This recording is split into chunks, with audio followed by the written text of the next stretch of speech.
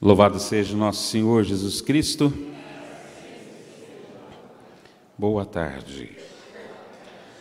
Vocês preferem com uma voz aveludada para dormir? Ou com a voz trêmula dos nervos? Muito bem. Vamos tomar a carta. Eu falei bonito agora, né? Vamos tomar a carta. Tomar a carta de Pedro, no capítulo 3. Não, minha voz é assim mesmo. Nossa, que lindo. Normal é assim.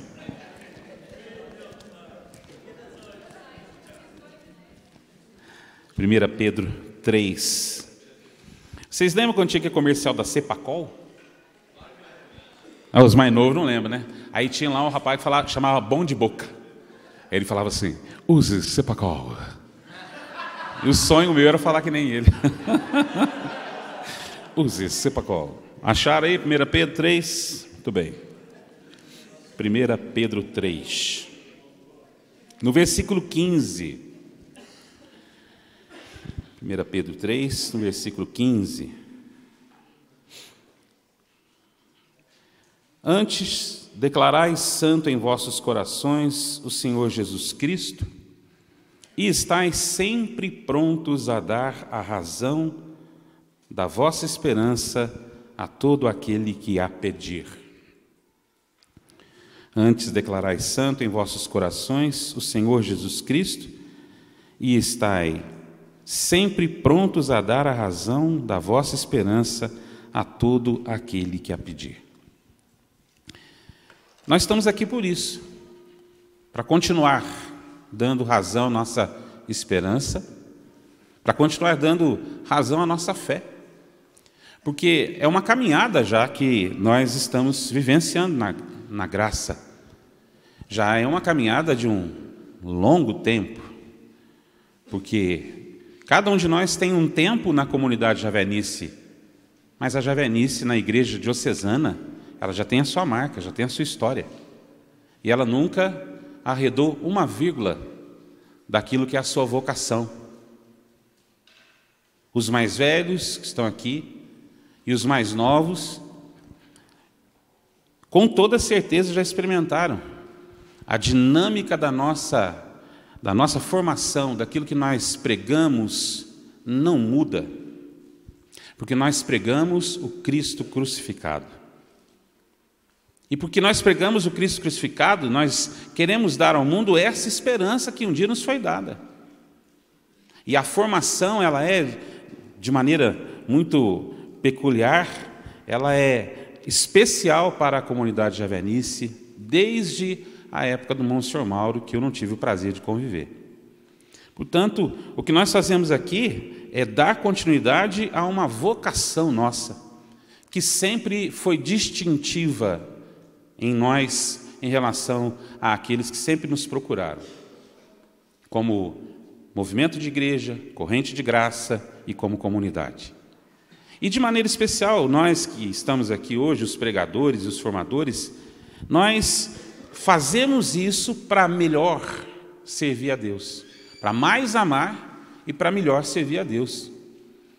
Por isso, quando nós nos reunimos para escutar certos conteúdos, experimentar, vivenciar certas coisas, é porque nós queremos dar razão à nossa esperança, continuar dando razão à nossa esperança, e porque nós queremos mais amar e melhor servir a Deus, nosso Senhor. E para isso nós precisamos dar uma resposta aos tempos que nós vivemos. O Tatá falou para a gente desses tempos de maneira muito objetiva. O Tatá trouxe para nós a centralidade do pecado enquanto problema.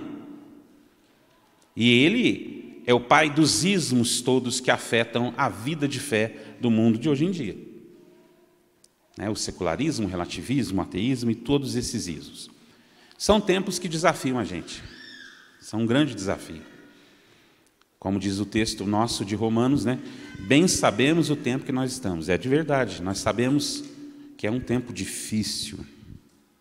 Mas, ao mesmo tempo em que é difícil, é também um kairos, porque é também um tempo da graça. Porque se não fosse um tempo da graça, Deus não nos convocaria para dar a resposta.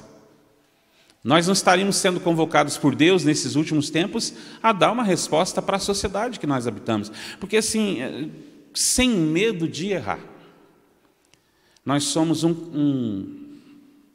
é que eu vou falar? Uma ilha segura de experiência eclesial na Diocese de Pouso Alegre, viu? Sem medo de errar. A gente tem outros movimentos, nós temos comunidades, mas aquilo que nós damos e que precisamos continuar dando, por isso precisamos continuar convertendo, é uma ilha segura, é um refúgio seguro em matéria de fé, para aqueles que precisam dela, para aqueles que buscam ela e para aqueles que a pregou e a propagam, a igreja como um todo, e de maneira especial os ministros ordenados. Porque na hora que o bicho aperta, para quem que eles correm? Para quem que eles pedem? Nós não fazemos também mais do que a nossa obrigação, porque nós somos batizados. E todo batizado é obrigado pelo seu batismo a servir a igreja. E a nossa consagração diz que nós servimos a igreja na Diocese de Pouso Alegre. Por isso você fala para quem está do seu lado, tempos difíceis, mas tempos bons.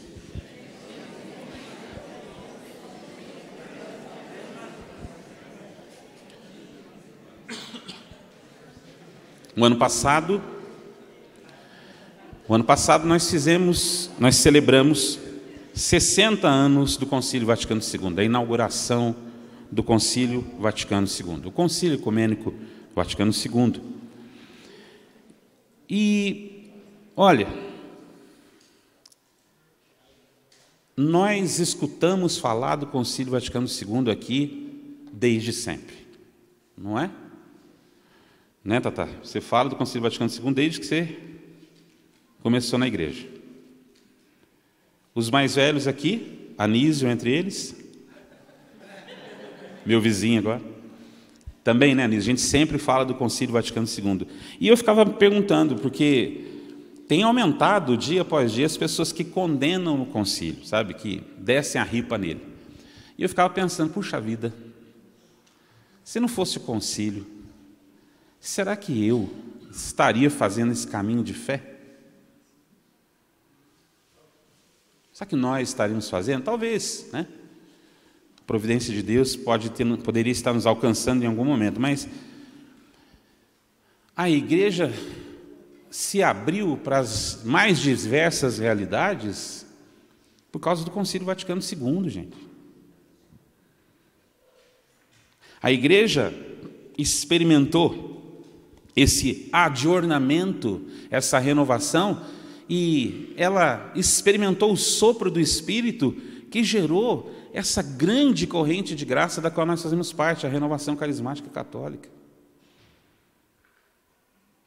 Eu não tinha primeira comunhão até os 18 anos. Eu não ia à igreja. Quem que me apresentou à igreja? A renovação carismática, aqui da Diocese, a Javenice. Quantos de nós foi assim? Portanto, nós experimentamos com o Concílio Vaticano II uma grande renovação da vida de fé, a possibilidade de uma renovação. Não é renovação no sentido de fazer o que era velho ficar novo, não, mas de reinflamar, fazer renascer, reproduzir a experiência eclesial em todos os cantos. 60 anos, dá mais que uma geração. Mas o concílio ainda não chegou até as suas bases. E tem muita gente que trabalha para que ele não chegue. Porque ele é uma grande graça para a igreja. E quem fala é alguém que é tido por muitos como um grande expoente conservador, que é Bento XVI. 60 anos de uma grande graça de renovação que traz a igreja para falar mais de perto com o mundo. Porque é isso que o Concílio Vaticano II, é isso que a teologia do Concílio Vaticano II trazia e propunha, aproximar-se do mundo, não é rebaixar-se ao mundo, não é ficar no mesmo nível com o mundo, no sentido de o mundo ser mais importante que a igreja, como muitos refletem. Não, ele se aproxima da humanidade, com as deficiências da própria época.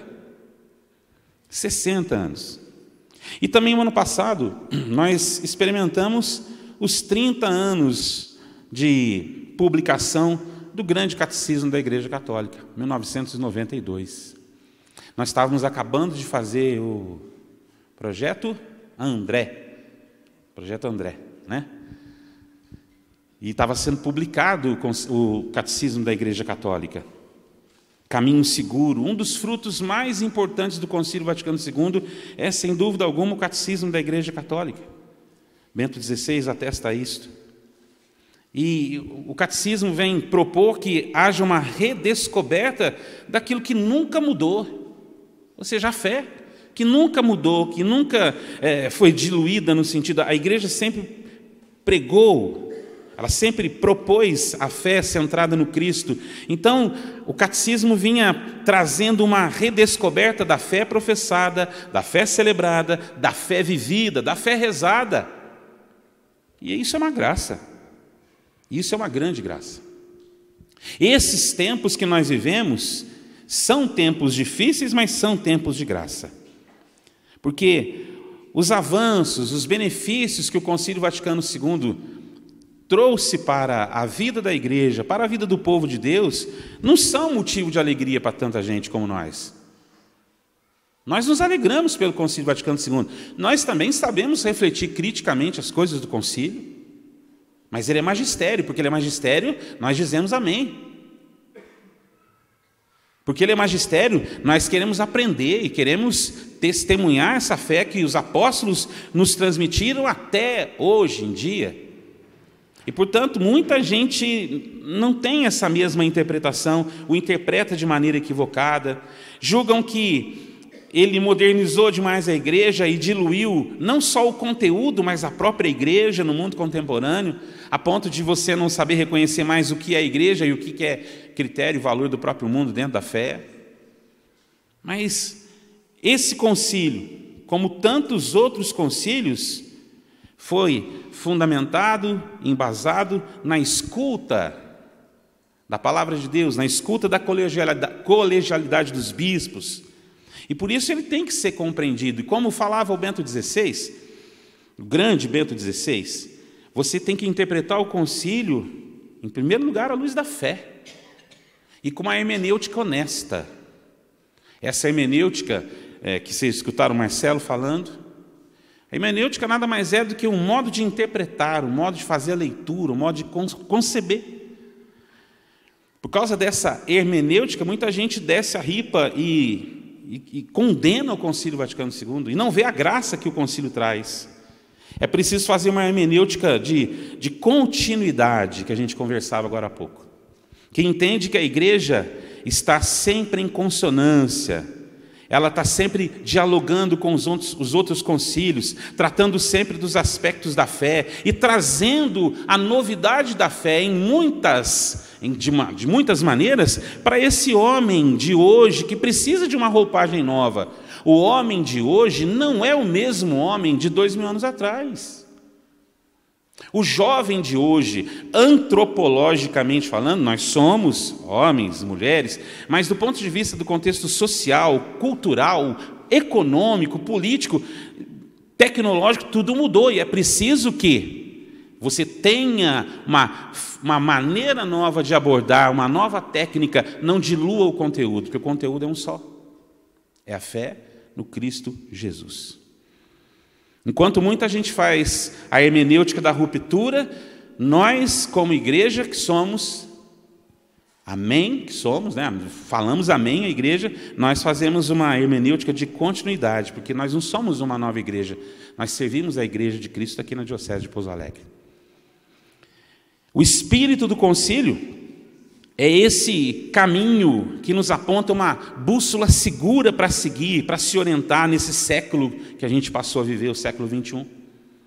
E que já é muito diferente daquele momento histórico que o concílio nasceu, segunda metade do século XX. Se a gente lê o concílio, se a gente tomar ele dessa justa compreensão como ensina o Bento XVI, o concílio pode se tornar para nós cada vez mais uma grande força para a renovação sempre necessária da igreja, porque a igreja está inserida no mundo. A igreja, enquanto sacramento de Cristo, ela não precisa de renovação. Mas a igreja, formada pelos batizados, pelos homens e mulheres que querem aderir a Cristo, essa igreja se renova o tempo inteiro. Ela se renova nos métodos, ela se renova na linguagem, ela se renova na própria experiência do cotidiano. São João 23 falava que o concílio nada mais seria do que dar continuidade a um depósito sagrado da doutrina, que deveria ser guardada e ensinada. A igreja guarda e ensina a fé. Ela é depositária da fé. Ela é mãe e mestra. A igreja, portanto, ela não pode de jeito nenhum, pensando em se aproximar do novo tempo, do novo mundo, a igreja, de modo algum, ela pode pensar em se apartar daquilo que é patrimônio seguro para ela, daquilo que é certo e seguro, que foi sendo recebido desde os apóstolos, chegando até hoje em dia para nós. Por isso a igreja não pode se apartar daquilo que ela trouxe consigo através dos séculos. A igreja não pode se apartar da fé. Fala isso para quem está do seu lado. Fé demais, ou melhor, fé de menos não nos importa. Fé de menos não nos importa. Essa é a intenção mesmo, viu, gente? Fé de menos não nos importa. O que nos importa é fé demais. É isso que nós queremos. Fé, mais e mais e mais fé. Por isso a gente não pode se apartar da fé. Ninguém pode querer inventar uma nova fé. A fé que existe está aí. Não existe um outro fundamento, Paulo nos diz. Mas, diante desse espírito do concílio, de acolher a novidade, de acolher a renovação que o concílio nos traz, como é que a gente pode fazer isso? Como é que a gente pode fazer isso nesse mundo doido? Em vários sentidos, um mundo que está de pernas para o ar. Como é que a gente pode dar a fé nesses tempos? Como é que a gente pode ensinar a fé em tempos sem fé? Como é que a gente pode dar e ensinar a fé em tempos em que se relativiza a fé? Como é que a gente pode promover a fé no mundo de hoje? Primeiro que a gente tem que entender que a fé é a principal substância, é a principal matéria da vida de um cristão. A fé. Mas esta fé é a fé centrada numa pessoa. É a fé professada numa pessoa e não numa ideologia. É a fé centrada e professada numa pessoa e não num critério relativo para as coisas, mas num critério que é absoluto, palavra fundadora de todas as coisas. Se nós acharmos que essa palavra precisa ser diluída para ser dada, então larga a mão de tudo, fecha a conta, vamos cada um para nossas casas. De domingo é dia de churrasco com a família, porque é isso, né? Que a gente é ensinado o tempo inteiro, é dia da família, não é dia do Senhor mais. Como é que a gente pode fazer isso? Como é que a gente pode dar a fé para esse mundo? Como é que a gente pode dar uma resposta nesse tempo tão impreciso, tão difícil, como o Tatá falava para nós mais cedo? Primeira proposta, o primeiro caminho pastoral que o Concílio Vaticano nos apresenta, seja através da Lumen Gentium, que nos mostra a igreja como aquela que reflete a luz de Cristo, mas que não é o próprio Cristo, ela reflete a luz de Cristo, e como também nos apresenta o Vaticano II na Gaudium et Spes, que é uma grande constituição pastoral que mostra como a igreja deve falar ao homem desses tempos, nós precisamos ter certo e seguros de que a resposta pastoral é pregar o Evangelho. pregar o Evangelho. A Redentores Missio, do Papa João Paulo II, diz que é dando a fé que a igreja se renova. Se na Eucaristia a igreja cresce em qualidade, em altura, em santidade, é no batismo, no sentido de dando a fé que ela se propaga, que ela se multiplica, que ela cresce. A igreja não pode parar de anunciar o Evangelho. O batizado, ele não pode se furtar do anúncio do Evangelho. E aí, como nos apresenta a Gaudium et Spes, em todos os segmentos em que o batizado está inserido, em todos os segmentos, ele precisa ser um anúncio do Evangelho. Anúncio que prega, mas também anúncio vivido. A pregação do Evangelho. Talvez a dicotomia da vida de quem prega o Evangelho tenha feito muita gente pensar que é possível diluí-lo, diminuí-lo, reduzi-lo. O mundo não pode receber a Cristo sem ouvir o anúncio de Cristo. Não tem esse passe de mágica.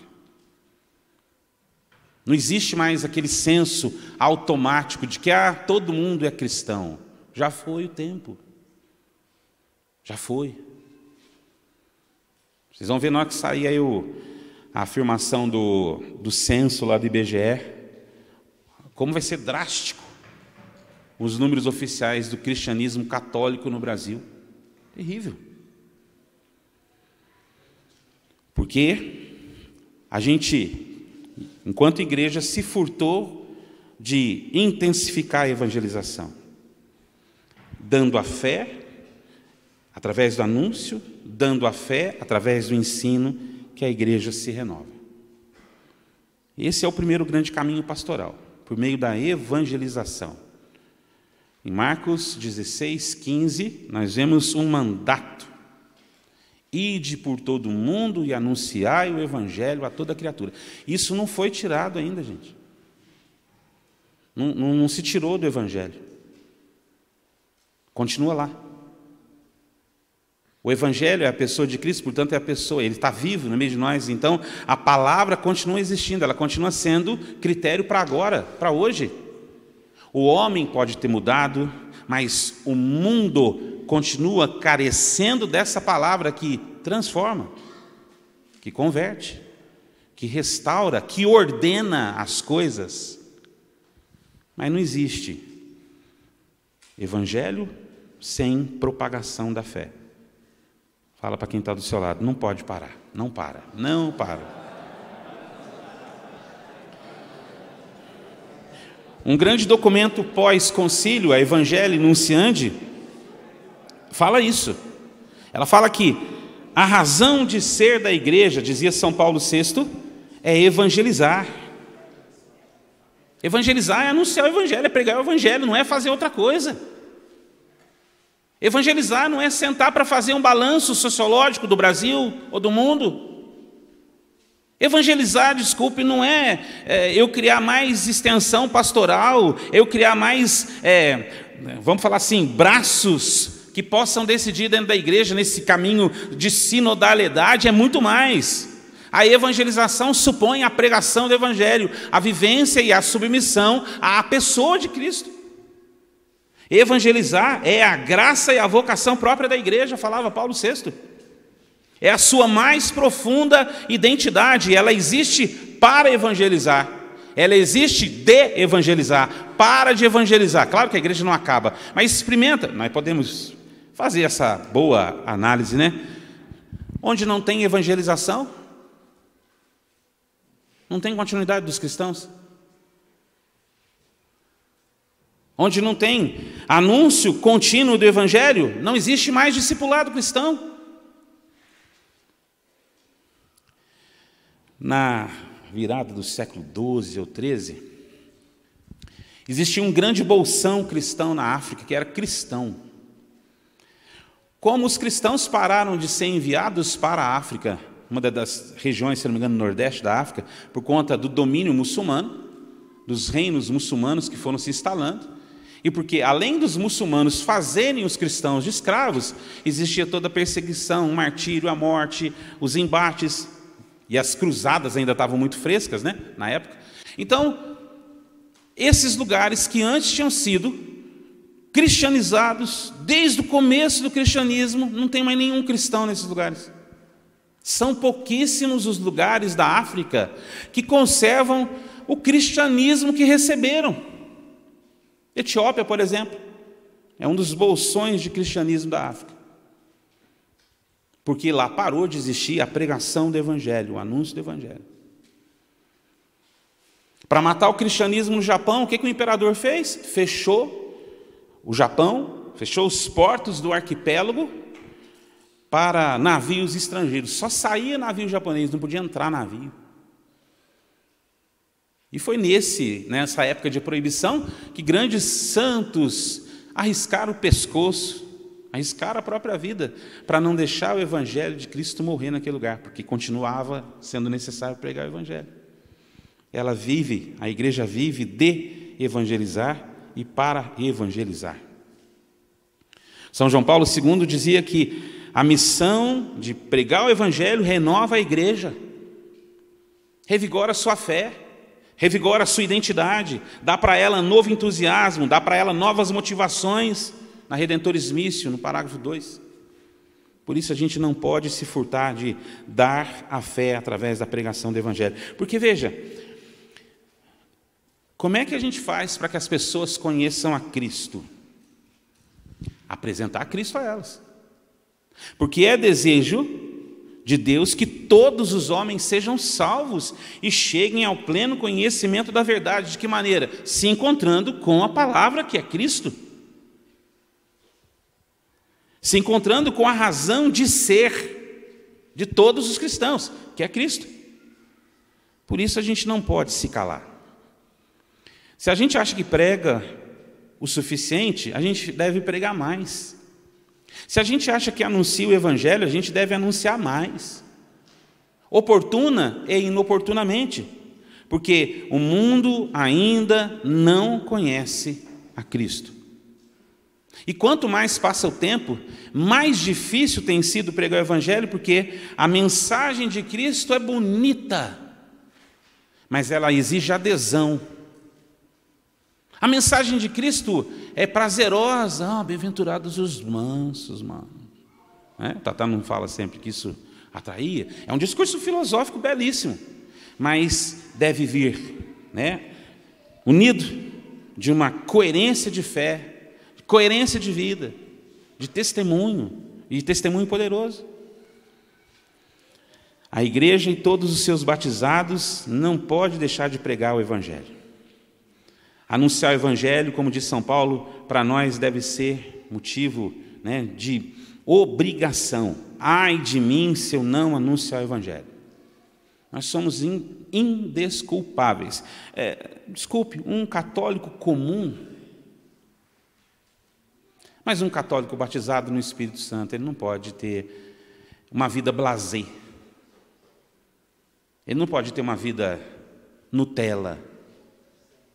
Ele não pode ter uma vida que choque, que cria aquela sensação de incômodo.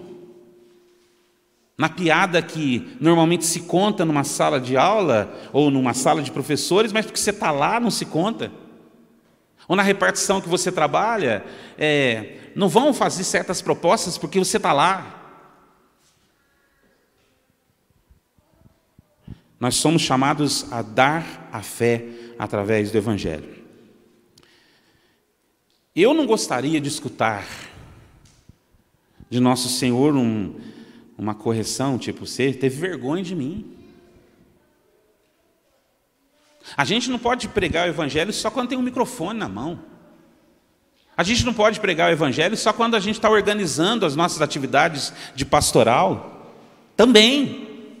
Enquanto comunidade, enquanto organismo vivo da igreja particular de Pouso Alegre, mas é o cotidiano da nossa vida que emenda uma pregação contínua de testemunho sadio, coerente e radical da fé. que gera nas pessoas a mesma pergunta que fizeram para Pedro e para os seus companheiros. E o que nós temos que fazer? Por isso nós não somos desculpáveis se a gente não prega o Evangelho, se a gente não consome a vida pelo Evangelho. A gente não é desculpável. Porque não existe caminho pastoral para os nossos tempos. Vamos organizar ações, vamos organizar estratégias. Ações, estratégias, metodologias, se elas não tiverem como centro, como fundamento, como ponto de partida e ponto de chegada, o anúncio de Jesus Cristo como Senhor e Salvador do homem, tem gente que faz coisa muito melhor do que nós. A igreja, ela não é ONG. A igreja, ela não é uma instituição humana. A igreja é a esposa de Cristo, que se prepara para a volta do noivo. E o segundo caminho proposto pelo Concílio Vaticano II, e que nos é presenteado nesses tempos, com o Catecismo da Igreja Católica, é ensinar a fé. Ensinar a fé. Mas como é que não ensina a fé no mundo que não é mais da fé? Porque as pessoas não são mais cristãs. Os nomes das crianças não refletem mais a influência da nossa fé. Faz a chamada numa sala de aula para você ver. A gente brinca, eu gosto dessas coisas, mas é verdade. Cadê os João, os Pedro, as Maria, os Antônio? Nome retrógrado, não, é nome cristão, é nome que serve de exemplo.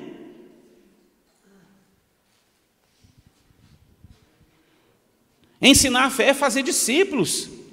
Esse é o passo seguinte de dar a fé. Você prega o Evangelho, anuncia o Evangelho, converte ao Evangelho que é Cristo e depois faz o quê? Faz discípulos. O discipulado é a catequese, é Mateus 28, 19. E de fazer discípulos meus. Fazer discípulos. Esse passo de ensinar a fé pressupõe o passo do anúncio. Nesses tempos é muito, muito difícil. Por isso, a gente não pode começar na tentação de querer ensinar a fé. Primeiro é preciso dar a fé. Depois que dá a fé, ensine a fé. Ensinar o mundo cristão de 60 anos atrás, 70 anos atrás, era uma coisa. E ensinar o mundo que hoje é anticristão é outra. Em primeiro lugar, nós vamos precisar ensinar os batizados. Em primeiro lugar, por causa da força renovadora do Concílio Vaticano II, a gente tem que ensinar aqueles que já estão dentro da fé, porque vocês sabem muito bem que maravilha que é a nossa catequese. Seja de crianças ou seja de adultos, de jovens.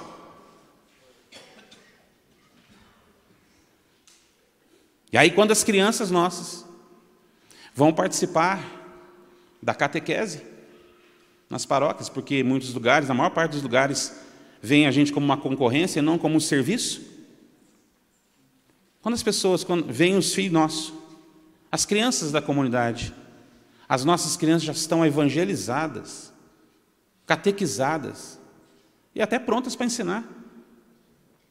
Porque elas convivem com uma realidade que é coerente de fé, que lhes é dada e depois é ensinada. Se o mundo não é mais cristão, é preciso que a gente cristianize o mundo. Se o ambiente que a gente vive já não é mais um ambiente cristão, então é preciso que a gente torne o ambiente cristão. Isso é enculturar a fé, fazer a fé mudar o negócio. Não é mudar as coisas e diluir a fé. Ensinar. E o que nós ensinamos? Como nós ensinamos? O caminho seguro já nos foi dado lá em 1992. E não é preciso a gente ir no Concílio de Trento, no Catecismo Maior. Não é preciso a gente ir no Catecismo holandês. Não é preciso ir no Catecismo romano. Já está ali, foi dado para a igreja inteira. Lê lá no comecinho. É um catecismo universal, é para toda a igreja. Desde 1992 existe um catecismo universal, que deve ser o caminho seguro, onde está depositada a fé, que deve ser ensinada e propagada para todas as pessoas que são batizadas e da fé. Então a gente não precisa de ficar bebendo da fonte. Claro que para uma consulta, para vamos falar assim, para um conhecimento religioso é bom, mas já está tudo pronto ali, para que ficar procurando chifre em cabeça de cavalo, pelo em ovo? Porque nós vivemos hoje um tempo em que parece que o catecismo de agora, o catecismo que teve como grande articulador o Bento XVI, ele e uma grande equipe de teólogos, a pedido do Papa João Paulo II, parece que esse catecismo não serve, então a gente tem que beber da fonte. Que, pelo amor de Deus, que incoerência, porque é a mesma fé. Muitos de nós acham que o catecismo é fraquinho, amém.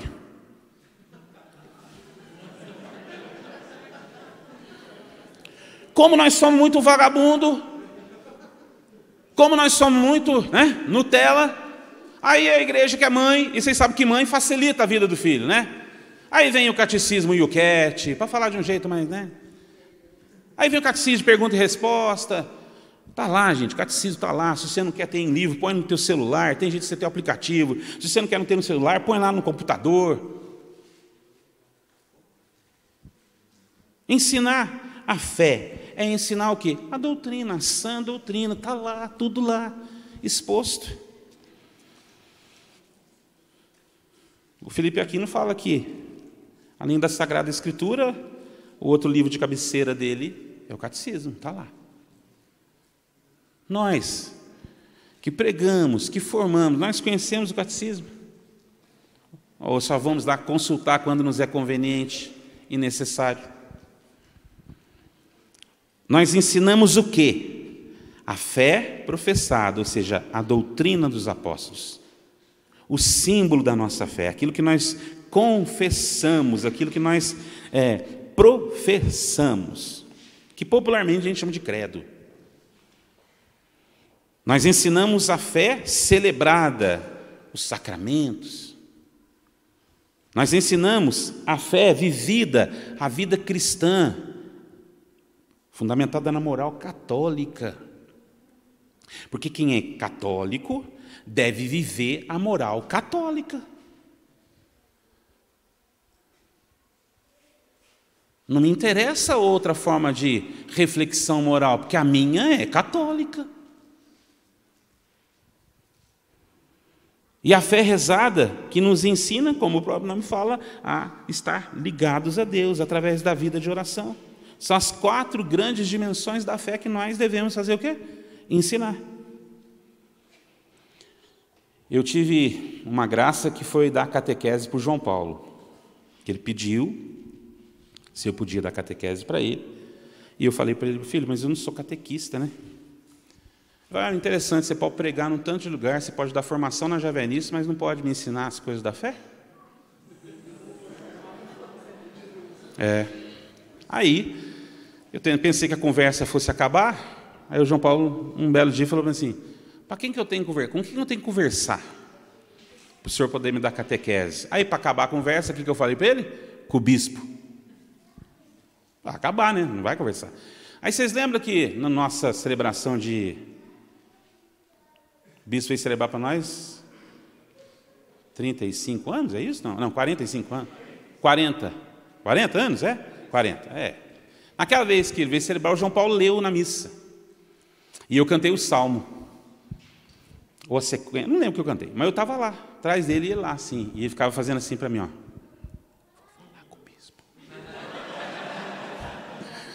Vou falar com o bispo. Ele falou assim: não fala não. Vou falar. Aí, para não passar vergonha, ele não falou, mas acabou a missa e falou assim: ô papai, que sacanagem, né? Aí eu fiquei assim pensando: poxa vida, é verdade, que incoerência. Aí fui e perguntei para o padre Mário falou: não, pode dar sim. Aí dei catequese, acertamos aqui na comunidade, que na época não era paróquia ainda, mas pertencia à paróquia de Fátima. Aí ele acabou fazendo a primeira comunhão aqui, no dia do nosso retiro Moisés, no começo do ano. O Pedro Henrique veio falar para mim essa semana: papai, quando que nós vamos começar a catequese? Ué, eu tenho a obrigação de, como pai, ser o primeiro catequista, então vou levar ao pé da letra, ensinar a fé. Ensinar a fé significa mostrar àqueles que a recebem que a Igreja Católica, desde os tempos apostólicos, está assentada, fundamentada nas Sagradas Escrituras, na doutrina e moral, na sagrada tradição e no sagrado magistério. Não tem mais coisa para inventar, não precisa inventar nada, gente. Isso aqui é suficiente para o homem de hoje. Isso aqui é a resposta, porque o critério, o fundamento desse tripé, Sagrada Escritura, Sagrada Tradição, Sagrado Magistério, é Cristo. É Jesus. Portanto, ensinar a fé. E a gente conversava um pouco mais cedo e eu ficava pensando nisso. Esse ensino da fé tem que voltar a ser incisivo em coisas que o politicamente incorreto, ou politicamente correto, faz com que nós, enquanto igreja, deixemos de falar. Ensinar sobre o pecado, porque não se ensina mais sobre o pecado. Não se ensina mais sobre a debilidade do pecado. Não se ensina para onde o pecado leva. Ensinar sobre o pecado significa denunciar o pecado, suas estruturas, ensinar de que ele é a grande, a pior invenção da humanidade, porque é ela quem quer equiparar a Deus, ou melhor, o homem com Deus, como o Tata falava cedo. Então, ensinar sobre o pecado, sobre o inferno, que eu me lembre, e vocês também vão lembrar, nenhum papa aboliu o ensino sobre o pecado ou do inferno. Não é? Continua existindo. Ensinar sobre o pecado, o que o pecado causa. Ensinando sobre o pecado, mostrar que o único antídoto é submeter a vida ao senhorio de Jesus. A submissão do homem ao senhorio, porque é isso que vai ordenar o caos que tomou conta. Para que o cosmos seja devidamente restaurado, é preciso que tudo e todos estejam submetidos à palavra ordenadora de Deus. A palavra de Deus que ordena todas as coisas é o Filho. Não tem outra palavra. O que vai ordenar o caos político, o Filho, a palavra, o verbo de Deus. O que vai ordenar a justiça social, o verbo de Deus. O que vai ordenar a fraternidade, o que vai ordenar todas as relações é o verbo como critério e fundamento. Cristo nosso Senhor. Porque o pecado, ele destrói e quer continuar destruindo essas estruturas para fazer com que o homem não se encontre com o seu critério último, que é o Criador. Para que a humanidade se restaure, para que a humanidade seja restaurada, é preciso submeter o homem, e tudo que o homem ordena deve ser submetido ao senhorio de Jesus. Tudo. Tudo. Portanto, ensinar a submeter ao senhorio de Jesus. Porque só assim nós vamos atingir o ápice da vida de fé, que é a implantação do reino de Deus. Porque o reino de Deus, o reino de justiça e paz, não é um reino deste mundo, é um reino para este mundo. É um reino onde os critérios não são os critérios humanos, mas os critérios do próprio Criador. O reino de justiça e paz é um reino onde tudo e todos são filhos de Deus e, portanto, irmãos. Aí não vai haver fome entre eles, necessitado entre eles, esquecidos entre eles, desamparados entre eles. Quando existir tudo submetido a esse critério, aí sim o reinado de Deus foi instalado, porque o reino de Deus é a pessoa de Jesus. Quando nós ensinarmos isso, quando nós voltarmos a dar aquilo que a igreja deve dar e aquilo que a igreja deve ensinar, o mundo, com toda certeza, vai ser muito melhor. Onde nós começamos isso? Aonde nós começamos isso? Nós começamos isso na comunidade, nas relações entre nós, dentro de casa. Porque essas relações, elas se extrapolarão, então, o ambiente que a gente considera só eclesial e passam a se expandir e a se encarnar em tudo que a sociedade humana existe. Ah, Marcão, mas isso é um sonho. Bom, é um sonho, mas é mandato. É sonho para nós, mas isso é um mandato de Jesus para nós, para a igreja. Anunciar o evangelho, fazer discípulos. Enquanto tiver alguém que não escutou o evangelho, precisa existir quem pregue. E enquanto existir uma pessoa que quer se submeter ao evangelho, precisa existir quem ensine. Precisa. Porque só assim a civilização do amor pode ser mais do que o final da frase de um grande texto de São João Paulo II, de São Paulo VI, e passa a ser uma realidade presente no mundo. É um bom começo de tempos difíceis ou um bom começo de Kairos para todos nós. Louvado seja nosso Senhor Jesus Cristo.